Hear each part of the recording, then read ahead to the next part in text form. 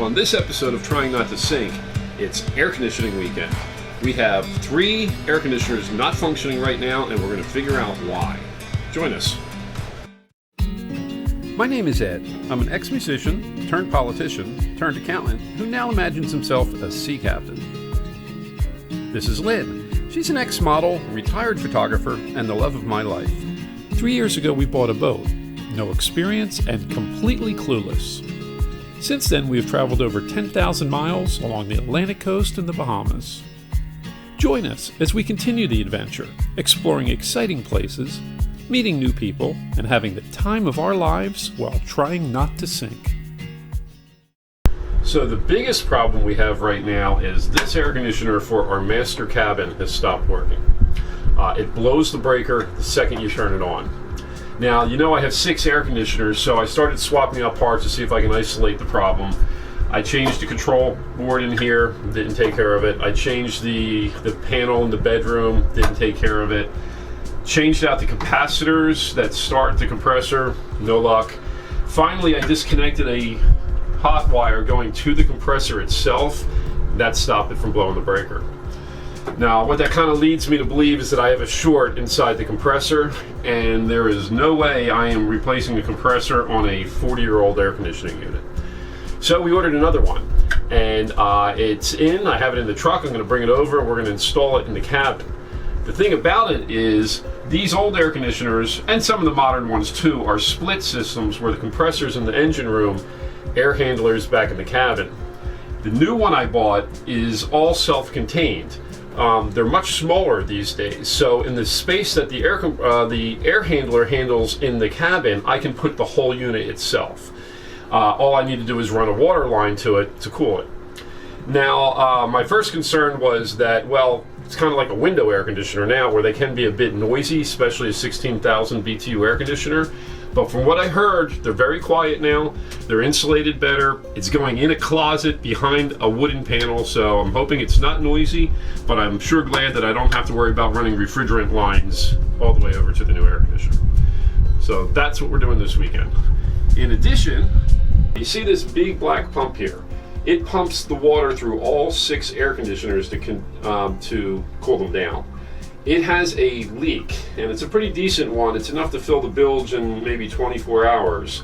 And I determined by taking it apart, the leak is coming from the seal. Now, I was lucky enough to find a seal replacement repair kit online for about $80. So I have that ordered. It's not in yet. However, it's supposed to be in by next weekend, so that's one air conditioning project I'm not going to get to this weekend. But let me show you another. Okay, you see this baby here? Another one of my 40-year-old air conditioners. It has a very slow freon leak, or whatever you call the gas these days. I had it charged up last year, lasted about 6 months or so, slowly getting worse and worse, and then it stopped cooling altogether. So a good friend of mine, Mike Ratty, is going to come over and he's going to help me find the freon leak, and then we're going to charge this baby back up. And one more issue. Okay, this air conditioner here, this is the air handler, and it's for the lower helm. Now, for some reason, it blows out hot air just fine. I cannot get it to cool. I don't know why. It just all of a sudden decided it doesn't want to cool anymore, and it's just going to heat this room up. And it's August in Philadelphia, and that's not what we want. So I have a funny feeling it's the switch. But we're going to try and track down the problem. Okay, well, this is the closet in our master cabin, and I've already started taking it apart. The air handler is behind this wooden panel here, and it shoots out there, and the intake is down here. Now, what I'm going to do is I'm going to take this wooden panel apart, and then I'm going to pull out the air handler. The new air conditioning unit I bought is just slightly bigger than this, so it might stick out just a little bit, but hey, it's the back of the closet, so I don't think it's going to be any issue. Well, looks like I have a lot of screws to take out. Okay, so I have the old air handler out. I can move this if necessary, it just holds this. And I'm going to pop the new unit in there. Hopefully it fits the way I think it's going to. And then the hardest part I'm going to start working on now, which is running the water line and getting it from here all the way over to the water pump in the starboard engine room. Is that the drain line, you mean? No, drain lines goes right out the side. There's a sea chest there. It's real easy.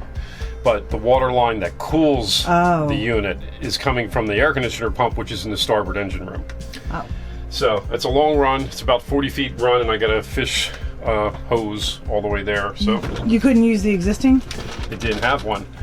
The condenser was in the engine room, so it just had to get to the condenser to cool. Oh. Now the condenser is in this room, which means it has to come all the way here. Oh.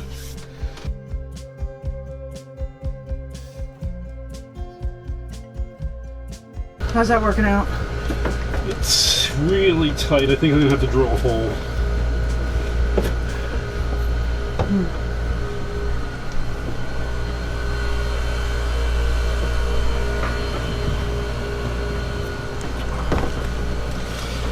Okay, so far so good, but apparently there's kind of a firewall, I guess, between the engine room and the sleeping compartment, so I'm going to have to drill a hole to put the hose through right above the exhaust. What we're doing is we're running through the exhaust channel from the back bedroom there, through this center stateroom, through the closet and into the engine room. Then from the engine room I'm going to try and run across on the floor to get into the other engine room.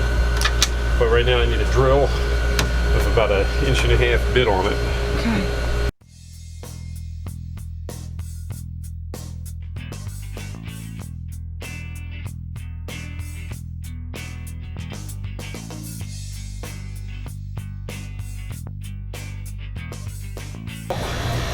It's in place, it's wired, it's running, it's cold, and it's reasonably quiet. You know, it's not silent, but it's in the closet, so once we shut this, it's pretty quiet. Yeah. I hear the fan more than anything else. Yeah, Yeah, so we got a little bit lucky that there was a sea chest. And it's a little bit dark and you may not be able to see, but there's a sea chest right there, and I'm able to run the water line right out the side of the boat. Couldn't have got any easier than that. So I'm here with my good friend Mike Ratty from Radical HVAC, and he's here to help me recharge my Bowles air conditioner and hopefully at the same time find whatever little leak we have in it that makes us have to recharge it every year. And of course it's the hardest one to get to on the boat. Yeah, right there, right. I'm used to that. So what we're going to do, Ed, I'm going to have you turn this on so I can see, I get pressure in the system so I can check for leaks at the few basic places that they always leak at. Okay. Okay. Cool. We'll do that. We'll pump back forward.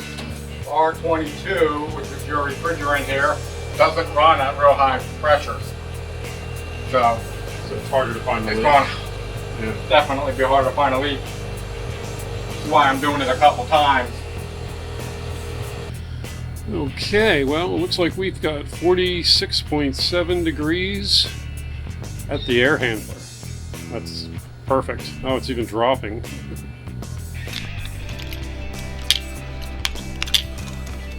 So this is the pump that supplies cold water to all 6 of our air conditioners. And this is the final thing I have to do on air conditioning weekend, is I have to replace the seal on this pump. It's leaking. Not terribly, but enough to fill the bilge overnight. So I got a kit. Found it someplace on Amazon, $80. It's a rebuild kit for this particular pump head. And I'm going to replace the seals. See how it goes.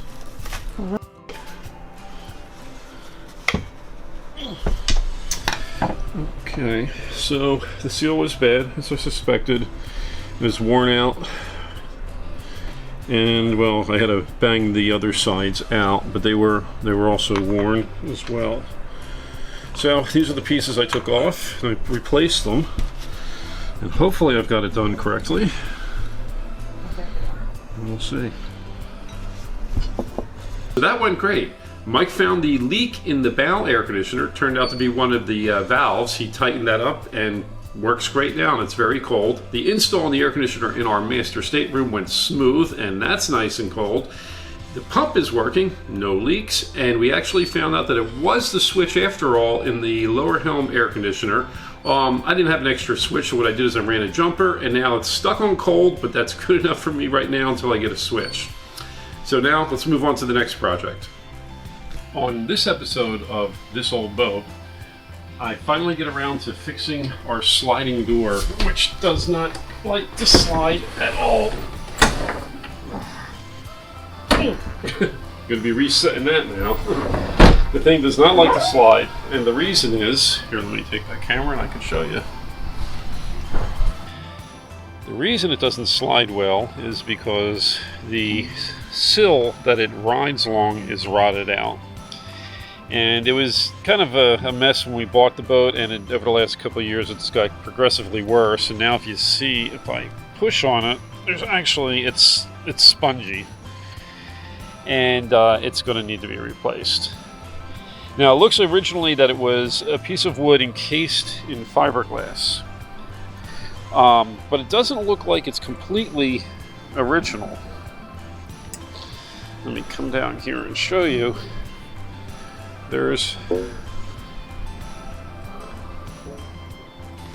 a plate on the exterior of it that seems to be made out of a more modern material. I don't recall them having these type of plastic molding pieces back in 1979, so I'm thinking this was rebuilt at some point. Now what I plan to do is I'm going to take this plate off, take the wooden sill that the door is running on, and rebuild it.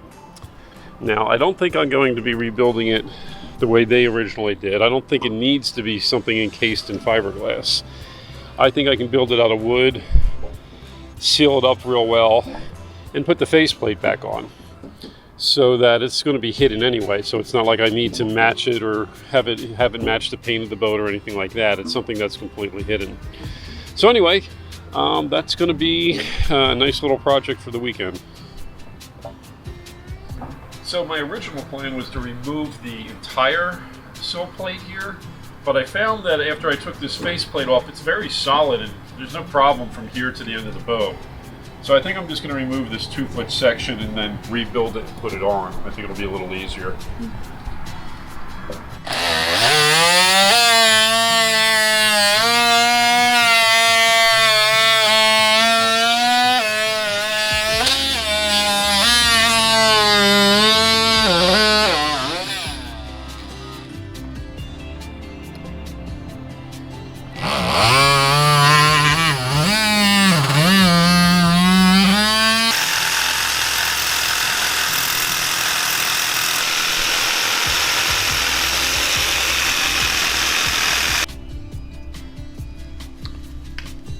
So I decided that I was going to make the sill out of this PVC material. It's meant for outdoor trim, you know, around garages, things like that. It doesn't rot. It feels to be very strong, and I think it's going to do a very good job. What I've done is I need to build it up to 2.5, slightly less than 2.5 inches. So I've cut 3 matching pieces, and I am epoxying them together. And then I'm also throwing some screws in just to kind of hold it while the epoxy dries. And when it's done, I'm going to sand it up. It's not the prettiest looking thing in the world, but it's going behind the plate, so you'll never see this. It's really just meant to support the rollers for the door. Now, I got the curvature by taking a piece, putting it underneath the door, and then tracing out the door so I can get the curve. That's the curve? Yep. So that should be it. Let me, Can I see the curve? the curve? Yeah. Well, I can't see it. You have to hold it, so flip it up. That. Yeah. That isn't that the curve? Yeah, that's the curve right Yeah. there. So I'm just applying some epoxy in between the layers, applying it to both sides, and then I'm going to screw it down.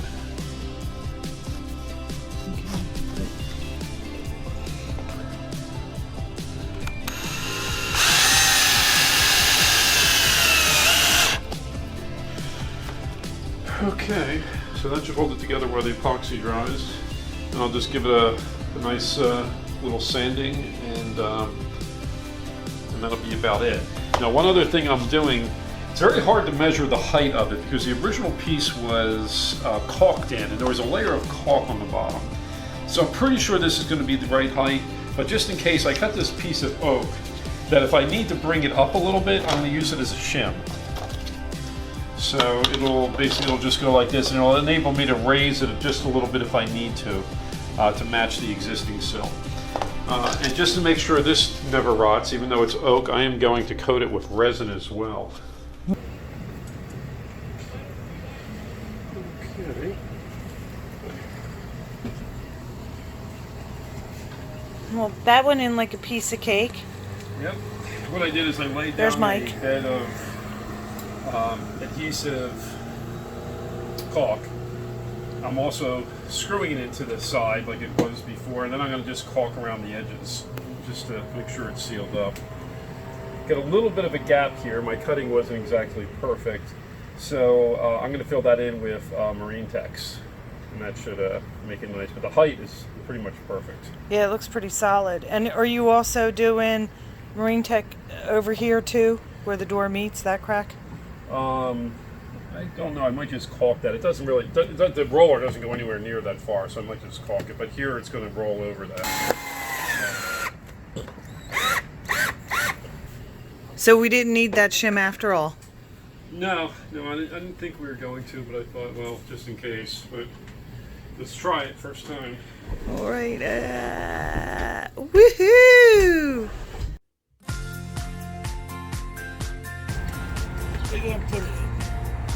Back seat.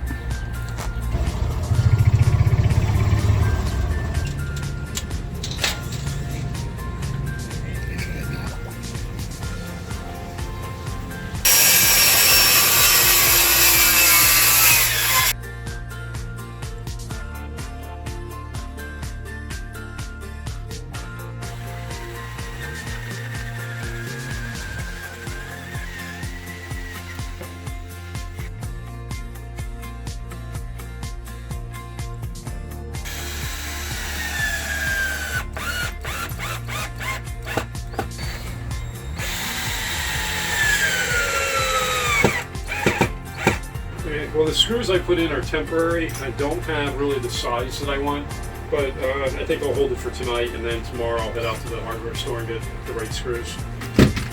But tonight we can use it for drinks, right? Right? You can use it for drinks in about 5 Yes. minutes.